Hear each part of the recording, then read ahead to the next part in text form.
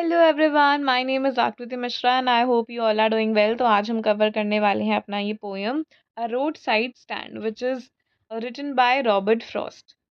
तो ये poem Robert Frost ने लिखी है, who is an American poet, and इसमें उन्होंने अर्बन रूरल डिस्पैरिटी के बारे में बताया है। उन्होंने बताया है कि किस तरीके से जो पॉलिटिशियंस होते हैं वो गरीबों को पूरी तरीके से एक्सप्लॉइट कर देते हैं, फेक फेक प्रोमिसेस देते हैं, देन उनसे उनका पर्पस छीन लेते हैं, उनका मोटिवेशन छीन लेते हैं। तो इसके ऊपर ये जो पोएम है वो है। And yes, let us start. The little old house was out with a little new shed in front at the edge of the road where the traffic sped. A roadside stand that too pathetically pled it would not be fair to say for a dole of bread.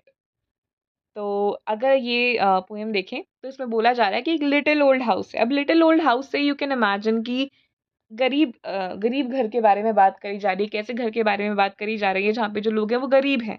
Little old house बोला गया है तो you can imagine that, right. तो little old house ही बहुत कुछ बता दे रहा है। Was out with a little new shade.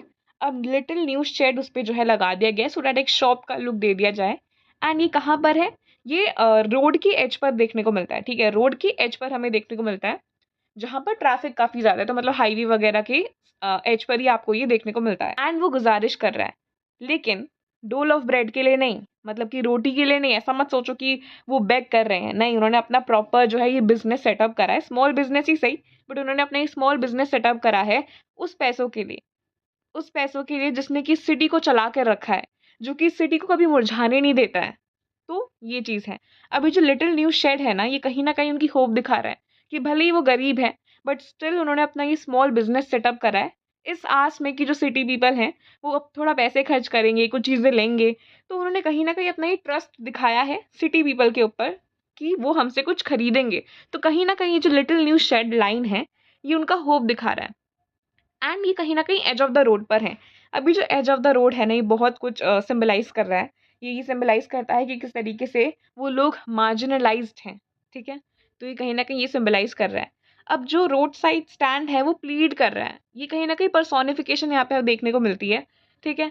But वो बेग नहीं कर रहा है, ठीक है, वो बेग नहीं कर रहा है। उन्होंने प्रॉपर अपना स्मॉल बिजनेस का सेटअप कर रखा है एंड वो सिर्फ पैसे चाहते हैं, कैश चाहते हैं।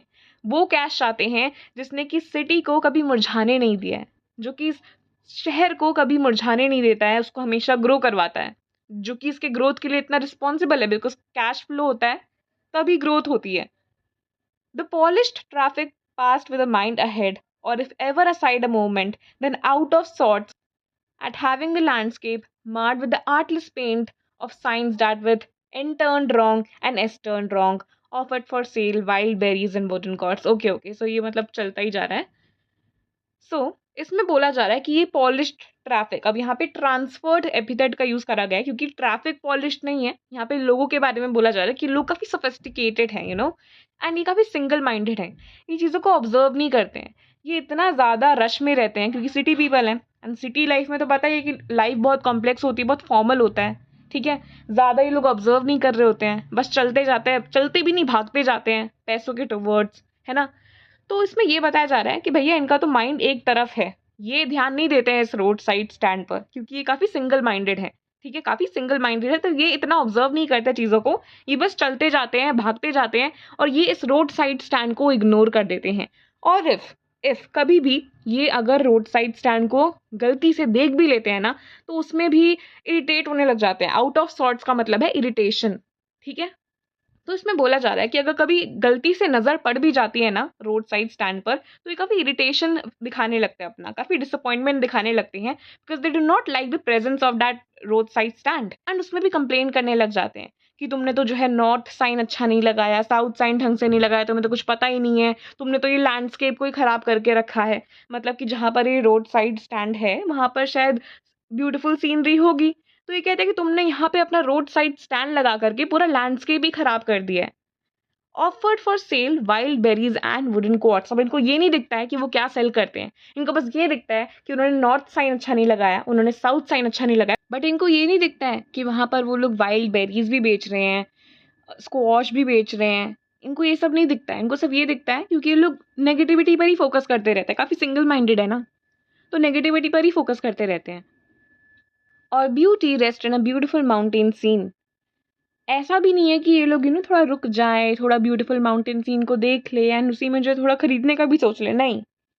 क्योंकि सिंगल माइंडेड है तो बस चलते जाते हैं, बल्कि भागते जाते हैं, as I said. You have the money, but if you want to be mean, why keep your money this crossly and go along? तो बेसिकली या तो ये जो रोड साइड स्टैंड है वो बोल रहा है, या तो पोएट ये चीज़ बोल रहा है, बिकॉज पोएट काफ़ी डिसअपॉइंटेड है ये चीज़ देख करके, एंड उन्होंने इस वजह से ये पोएम भी लिखी है, बिकॉज उन्हें चीज़ें नहीं पसंद है कि किस तरीके से city people road side stand को इग्नोर कर देते हैं कि तुम्हारे पास पैसा है, स्टिल तुम्हें मीन होना है तो तुम चले जाओ, बिकॉज हमें तुम्हारा ये रूडनेस नहीं चाहिए। तुम्हें कुछ खरीदना है खरीदो, नहीं तो जाओ यहाँ से। The hurt to the scenery wouldn't be my complaint. अब ये पोएट बोल रहे हैं, मतलब वो कहीं ना कहीं एक्नॉलेज कर रहे हैं कि ठीक है सीनरी खराब हो रही है, बट ये मेरी कंप्लेन नहीं है, ये मेरी कंप्लेंट नहीं होगी, बिकॉज मुझे तो उनका सौरो दिख रहा है, उनका गम दिख रहा है, वो गम दिख रहा है जो तुम्हें नहीं दिख रहा है बट मुझे दिख रहा है। मुझे उनका वो ट्रस्ट दिख रहा है जो उन्होंने हम लोगों पर करा था। अब क्या उन्हें आकर के बताना पड़ेगा कि उन्हें एक्चुअल में क्या तुमसे होप है? मुझे उनका होप दिख रहा है, मुझे उनका दुख दिख रहा है, उनका ट्रस्ट दिख रहा है जो उन लोगों ने हम लोगों पे करा था। तुम्हें नहीं दिख रहा है क्योंकि शायद तुम तो चाहते हो कि वो तुम्हें आकर के चीजें बताएं, बट मुझे वो चीज दिख रही है, ऐसा पोएट बोल रहे हैं। Here far from the city we make our roadside stand and ask for some city money to feel in hand. अब वो लोग अपना यहाँ पे रोड साइड स्टैंड लगाते हैं so that they can have that city money. वो भी तो देखे ना कि आखिर पैसे का जादू क्या है, वो भी देखे ना कि पैसा है क्या आखिर। To try if it will not make are being expand. वो पैसे कमाना चाहते हैं ताकि वो अपनी सोशो इकोनॉमिक कंडीशन को इम्प्रूव कर सके। ज्यादा कुछ नहीं चाहिए उन्हें यार, एंड अगर ज्यादा चाहिए भी तो उसमें क्या गलत है? वो भी चाहते हैं कि जैसे मूवीज में लाइफ दिखाई जाती है ना कि पैसे जब आ जाते हैं तो कैसी लाइफ हो जाती है, वो भी वैसी ही लाइफ चाहते हैं, तो उसमें क्या गलत है? That the party in power is said to be keeping from us. अब पार्टी इन पावर से मतलब है गवर्नमेंट। गवर्नमेंट कहीं ना कहीं हमें ना उस लाइफ से दूर रख देती है जो मूवीज में दिखाया जाता है। एंड फिर इसमें बहुत ही ऐसे मुद्दे के बारे में बात करी जा रही है कि इसमें बताया जा रहा है कि जब वोट्स चाहिए होते हैं, जब अपने आप को दिखाना होता है कि मैं कितना अच्छा पॉलिटिशियन हूँ ना, तब हमारी बारे में तब इनको सोचना होता है, बट वैसे ही हमारे बारे में नहीं सोचते हैं, वो सिर्फ दिखावा करते हैं। तो इसमें ये बताया जा रहा है कि it is in the news that all these pitiful kin are to be bought out and mercifully gathered in. Bought out बोला है, ब्रॉट आउट नहीं बोला है। तो इसमें बोला जा रहा है कि ऐसा न्यूज में है, ऐसा न्यूज में है कि इन लोगों की जमीनों को खरीद लिया जाएगा and then they would be relocated to a place जहां पर थिएटर होगा, स्टोर होगा, सब कुछ होगा, जहां पे इन्हें सारी फैसिलिटीज मिलेंगी, where they won't have to think for themselves anymore while greedy good doers beneficent beasts of prey swarm over their lives enforcing benefits। तो उसमें बोला जा रहा है कि गवर्नमेंट क्या कर रही है ना कि वो इन इन लोगों को कह रही है कि हम ना तुम्हें ऐसी जगह पे जो है रिलोकेट कर देंगे जहां पर थिएटर होगा, स्टोर होगा, सब कुछ होगा, ठीक है, ताकि तुम्हारी कंडीशन इंप्रूव हो। बट एक मिनट, घर के आगे पीछे थिएटर स्टोर होने से क्या कंडीशन इंप्रूव हो जाएगी? मतलब ये बोल रहे कि हम तुम्हारी जमीनों को खरीद लेंगे एंड तुम्हें फिर उस जगह शिफ्ट कर देंगे जहां पर थिएटर होगा, स्टोर होगा। बट उन थिएटरों में जाने के लिए, उन स्टोर में जाने के लिए पैसा कहाँ से आएगा? एम्प्लॉयमेंट से।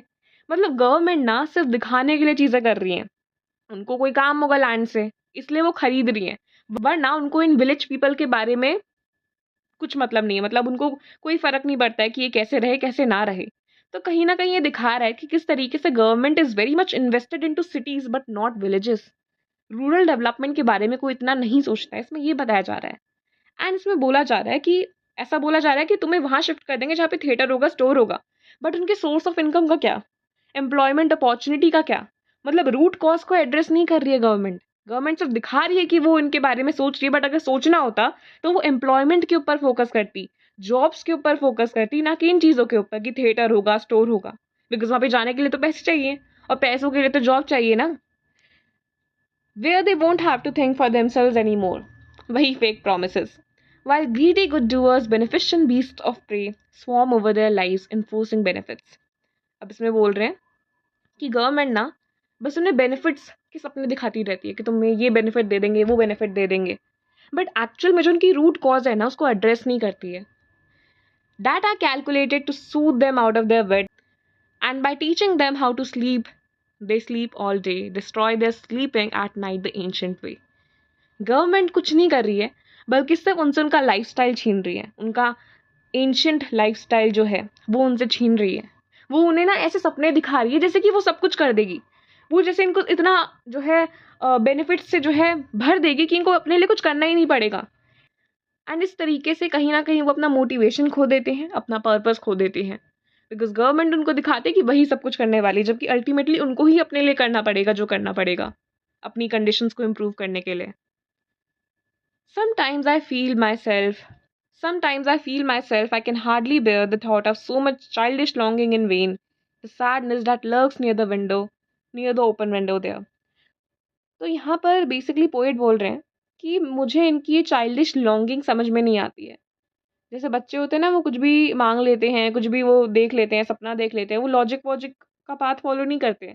वैसे ये लोग भी हैं कि फालतू में हम पर इतना ट्रस्ट कर रहे हैं कि हम इनसे कुछ लेंगे, जबकि अल्टीमेटली ऐसा नहीं होने वाला है कुछ भी। The sadness that lurks near the open window there, that waits all day in almost open prayer.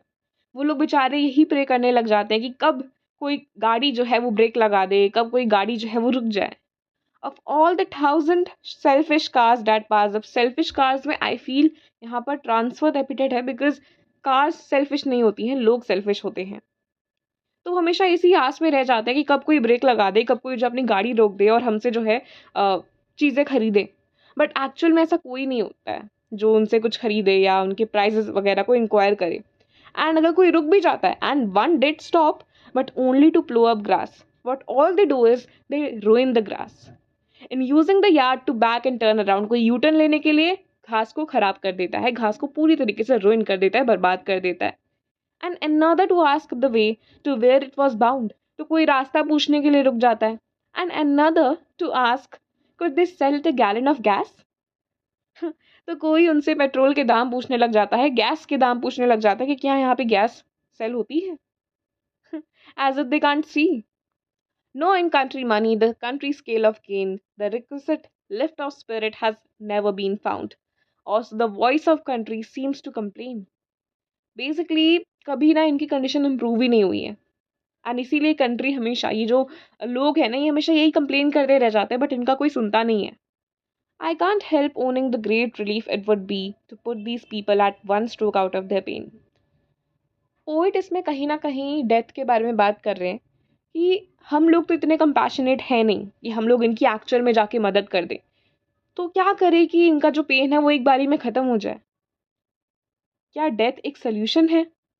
Then आगे जाके we see poet coming back into his senses, and वो थोड़ा सा जो है रिकंसिडर करते हैं अपने इस सोच को। एंड वो कहते हैं, लेकिन यार अगर कोई मुझे भी यही बोल देता, अगर कोई मुझे भी यही ऑफर देता कि एक काम करता हूँ, तुझसे तेरा सारा पेन छीन लेता हूँ थ्रू डेथ, तो क्या मैं ये चीज़ एक्सेप्ट कर पाता? क्या डेथ एक लौता सोल्यूशन है? क्या हम कंपैशनेट नहीं हो सकते हैं? क्या हम थोड़ी एम्पैथी डेवलप नहीं कर सकते हैं?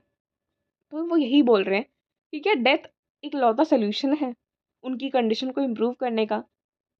क्या कंपैशन और डेथ में अगर कुछ चुनना हो तो हम लोग डेथ को ही चुने, उससे ही उनका पेन जो है खत्म करा जा सकता है। तो वो ये चीज़, इसी के साथ ही चैप्टर खत्म होता है। मैं इसके जो भी पोएटिक डिवाइसेस हैं वो आपको डिस्क्रिप्शन बॉक्स में दे दूंगी, आप वो देख लेना, चेक कर लेना एंड खुद से भी ये पढ़ने की कोशिश करना। एंड आई होप आपको ये समझ में आया हो। अगर आया हो तो please do like, comment, share and subscribe.